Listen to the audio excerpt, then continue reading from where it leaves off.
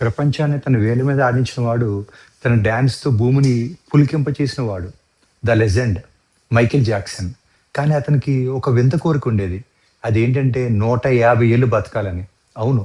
చావును ఓడించాలని యుద్ధం ప్రకటించాడు. తన ఇంటి దగ్గరే 24 గంటలు కాపలాగా 12 మంది డాక్టర్లు, శరీరం చెక్కు చెదరకుండా 15 మంది ట్రైనర్లు.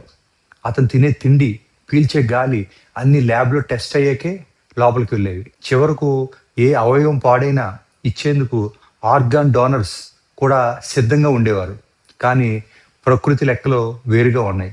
2009 జూన్ 25 150 ఏళ్ల కల 50 ఏళ్ళకి కుప్పకూలిపోయింది. ఆ డాక్టర్లు, ఆ అత్యాధునిక టెక్నాలజీ, ఆ కోట్లాది రూపాయల ఆస్తి ఏది ఆ మాదక ద్రవ్యాలు తీసుకోవటం వల్ల వచ్చిన గుండెపోటును ఆపలేకపోయింది.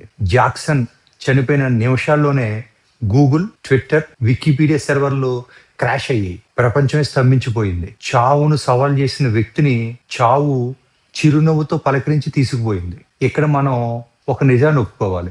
జాక్సన్ లాంటి వాడే ఏమీ పట్టుకోలేకపోయాడంటే మరి మనం ఎవరి కోసం సంపాదిస్తున్నాం? పక్కవాడికి చూపించుకోవడానికి కొనే లగ్జరీ కార్ల కోసమా? కాస్త ఆలోచించండి. పోగు పెడుతున్న ఈ ఆస్తిలో మీ పిల్లల సమర్థత ఉందా? లేక మీ అభద్రతా భావం ఉందా? ఈ వారం మీ పిల్లలతో ఆడుకున్నారా? కనీసం మీకు